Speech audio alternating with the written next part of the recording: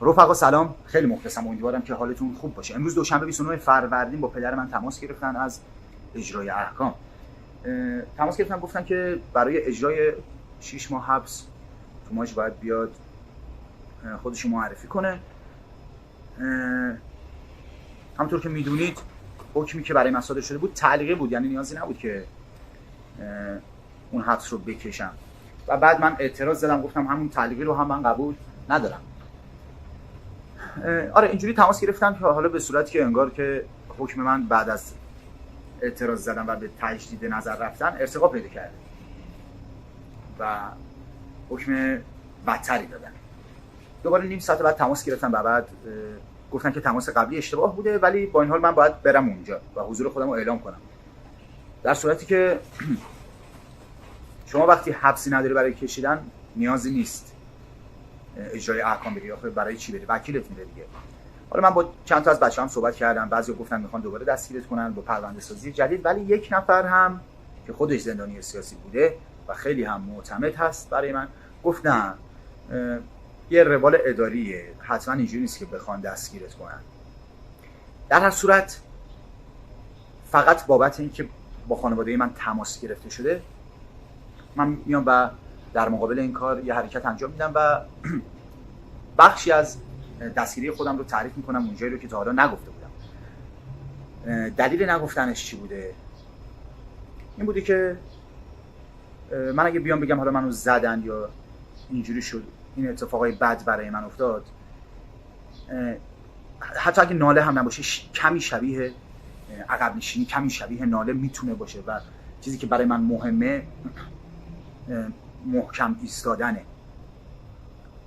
این خیلی برای من مهمه. تا الان برای این نگفته بودم، الانم حالا جوری میگم که تا جایی که سعی میکنم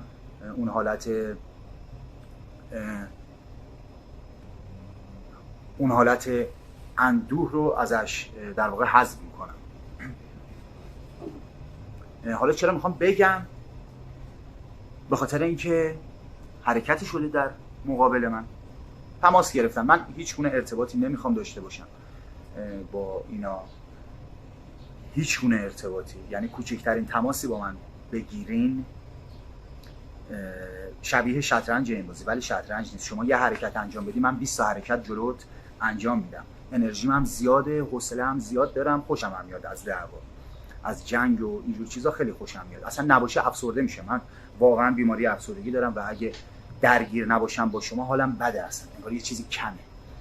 خیلی خوب، بریم سراغ ترک کردن اون بخشی که من قبلا حذف کرده بودم.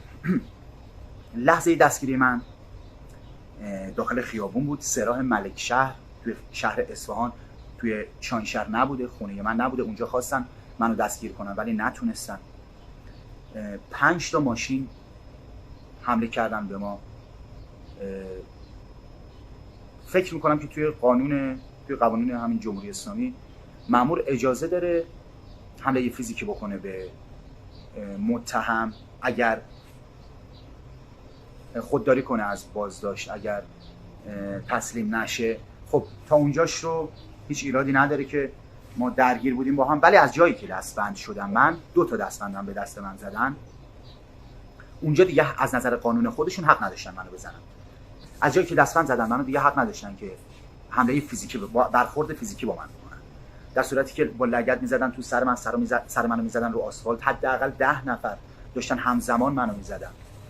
لگد توی شقیقه، توی چشم من میزدن. دنده من آسیب دید، زانوی سمت چپ من آسیب دید، جوری که تا حداقل 5 روز من نمیتونستم درست راه برم. دستام آسیب دیده بودن. ببینید جوری بود که من فکر میکردم، یعنی فکر نمیکردم، مطمئن شدم اونجایی که اینا نیومدن منو دستگیر کنن و من اشتباه میکنم که قراره دستگیر بشم، اومدن منو بکشن. حالا گذشت و 1-2 روز بعد من همش داشتم به این فکر میکردم که من از 7 سالگی دارم رزمی کار میکنم، بدن خیلی مقاومی دارم. اگه یه دانشجو رو اینا اینجوری بزنن چی میشه؟ اگه یه وکیل، یه پزشک، آدمایی که حالا بالاخره زندگیشون اینجوری نبوده که زیاد از نظر فیزیکی حالا زیاد تمرین نداشتن و خیلی قوی نیستن، از نظر فیزیکی مقاوم زیاد نیستن. این آخه لگد توی شقیقه دیگه خیلی عجیب غریبه. سر آدمو بکوبونن رو آسفالت خیلی عجیبه، اونم جلو این همه آدم. یکی از نکته‌های دیگه این بود که جلوی همه داد می‌زدن میگفتن برید عقب ممکنه منفجر بشه ماشین، یعنی نشون میدادن که این نمیدونم ما تروریستیم یا بمب داریم، می‌خواستن مردم بترسن. مردم هم خب ترسیدن طبیعتاً و فیلمم کسی حتی نگرفت. من هر چقدر مقاومت کردم، هر چقدر سعی کردم حالا بیشتر دووم بیارم، یعنی قبول کردم اینو که زیاد آسیب ببینم ولی اینقدر بمونم تا یکی بالاخره فیلم بگیره. هیچ کی فیلم نگرفت. اینو فکر کنم قبلا هم گفتم. بگذاریم، دوست دارم خلاصش کنم. اتفاقای دیگه‌ای که افتاد این بود که پلیس خوب و بد داشتن. پلیس بد میومد منو تهدید میکرد به اینکه خب من اسمشون هم نمیدونم که بخوام بگم ولی از چهره میتونم، حالا بعدم شاید یه عکسی یه نقاشی ازش کشیدم گذاشتم الان به ذهنم رسید، کار باحالی میتونه باشه. میومد منو تهدید میکرد که پدرت رو دستگیر میکنیم، عموات رو دستگیر میکنیم، خالت رو دستگیر میکنیم. اصلا این چیزای عجیب غریبی. پدر من، عموی من چی داری؟ حالا منم که دست اینا رو از قبل خونده بودم، میدونستم چه برخوردایی میتونن داشته باشن، آماده بودم. حالا بازی هم میکردم که اوه یعنی من خیلی ترسیدم ولی بالاخره میدونستم خبری نیست. تهدید میکردن که مغازه دوستمو پلم میکنن به خاطر اینکه آهنگ منو گذاشته. تهدید میکردن که خیلی تهدیدهای مختلف، کوچیک بزرگ، چیزای مسخره، چیزای واقعی. تهدید میکردن که اگه از ایرانم فرار بکنی هر جا بریم ما میایم پیدات میکنیم. شاپور بختیار رو برای من مثال زدن. شاپور بختیار رو برای من مثال زدن.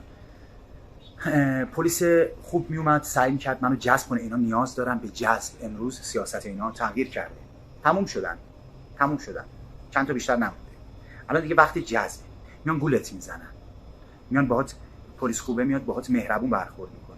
پلیس بهش میگه پس چرا فلانی مثلا اون یکی همکارت با پا میزده تو سر منو میزده رو آسفالت، میگه ای مگه میشه من خودم پیگیری میکنم.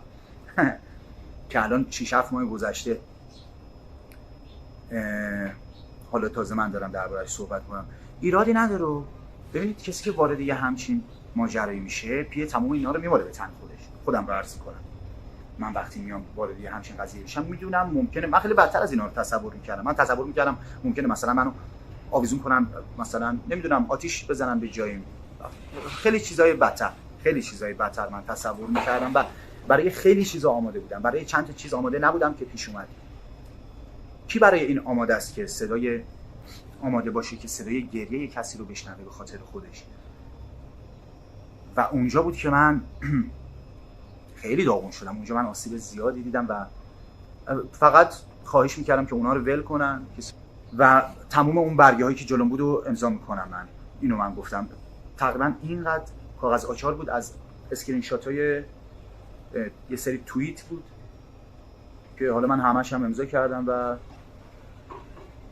طبق چیزایی که خودم بلد بودم وقتی رفتم توی بازپرسی گفتم که تحت فشار روانی بودم و حالا چند جام هم نشون دادم که آسیبا مونده بود روی سرم، چشمم باد کرده بود، لبم و دندم هم نشون دادم به اون قاضی که اونجا بود، بازپرس بهش میگم، به اون بازپرس که کبودیامو نشون دادم. گفتم هیچ کدوم از چیزایی که من اونجا می‌نویسم اصلا قابل استناد نیست و هر بازجویی دارید همین جزمم بازجویی کنید که ایشون هم در جواب این اعتراضی که من به برخورد وزارت اطلاعاتی با خودم داشتم منو دوباره فرستادم پیش وزارت اطلاعاتی.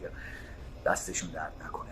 من چند تا نکته اینجا نوشته بودم. این یکی از نکاتی بود که میخواستم دربارش صحبت کنم. حالا چند تاشو حفظ بودم چون اینجا گفتم. آره حالا یه جای دیگه اینجا نوشتم که بعضی از ضاربا میومدن حلالیت میطلبیدن. فیلم اینا بازیه. آخه مثل اینکه من روزی 2-3 بار یک جرمی رو انجام بدم بعد روزی 2-3 بار پشیمون بشم. بچه 5 ساله هم اینو باور نمیکنه. اینا اون همون قضیه جذبیه که گفتم. اینا نیاز دارن که مردم جذب بشن به خاطر اینکه دیگه چیز براشون نمونده. به من پیشنهاد پول شد. به من پیشنهاد شد که برام کارگردان میارن. به من پیشنهاد شد که استودیو به من میدن. به من پیشنهاد شد که چند تا آهنگساز در اختیار من قرار میدن و من با ملاحظه بخونم. اوکی بخونم ولی سیاسی نخونم. گفتن از فقر فقط بخون، از چیزی که اصلا گفتن نداره. و البته خیلی هم زود آدم اگر هدف آدم فقط موزیک باشه خیلی زود میتونه با خوندن از چیزای معمولی معروف بشه. نمیدونم از حالا نمیخوام مثال بزنم که رپرهای دیگه بعضیا به خودشون بگیرن، آدما متفاوتن دیگه، قرار نیست که همه خیلی تند باشن. ولی میگم اینجوری به من پیشنهاد شد که چند تا کارو انجام نده. سه تا کار بود یادمه. یکی گفتن مصاحبه نکن، که من خودم اهل مصاحبه نبودم اصلا، به خاطر اینکه احترام میذارم به مخاطبم. من با هر شبکه مصاحبه کنم، مخاطب من ممکنه به شک بیفته که نکنه من با اینا هستم، با این شبکه. حالا شبکه‌های مختلفم که درست یا نادرست اسمای بدی روشونه داخل جامعه، میدونیم هممون. پس نیازی به مصاحبه هم ندارم. اگه حرفی بخوام بزنم همینجا میذارم. قبلا هم اینو گفتم توی یکی از ویدیوها. یکی این بود گفته بودم مصاحبه نکن. یکی این بود که سیاسی دیگه نخونم، که من یه هفته بعد از آزادیم سیاسی خوندم، ترسی من کسی ندارم. یه چیز دیگه هم بود اصلا یادم نمیاد راستش، دو تا شلم یادم. یه چیز دیگه هم ولی بود دیگه. ببینید چقدر بی اهمیت بوده برای من اون چیزایی که از من خواستم، که اصلا یکیشو یادم نمیاد. حالا یادم نمیاد، بگذاریم، اصلا چیز مهمی نیست. شاپور وقتی که براتون گفتم، پلیس خوب و بدم که گفتم، تهدیدم که گفتم. خیلی خوب، من یه مسئله دیگه رو می‌خواستم بگم. ببینید من تو شعرهای قبل از دستگیری از ظلم گفتم، از ظالم گفتم، از قتل گفتم، از کشتن مردم گفتم، از بازی دادن مردم گفتم. حالا فعلا این 5 تا رو داشته باشیم. چرا من دستگیر شدم؟ من که به صورت مستقیم اسم نبردم. خب این که من دستگیر شدم تایید این بود که حرفای من، مخاطب حرفای من، اون دزدی که من گفتم، اون فاسدی که من گفتم، اون قاتلی که من گفتم دستگیر کننده من بوده. خب این چیزا خیلی ساده است، گفتنم نداره که من الان بیام بگم، ولی خب دوست دارم هی مستقیم‌تر، روشتر، یه چیزی رو بیشتر باز کنم. این مسئله رو دوست داشتم بگم که با دستگیر کردن من شما صحتی بودیم بعد حرفای من. خیلی خب من خلاصه کنم این ویدیو رو. اگه فکر کنم بو بکشم که دنبال من هستین، خیلی تندتر عمل میکنم، سرعتم بیشتر میشه، زودتر به هدفم میرسم. این یه چیز تعمدی نیست، این توی ناخودآگاه من.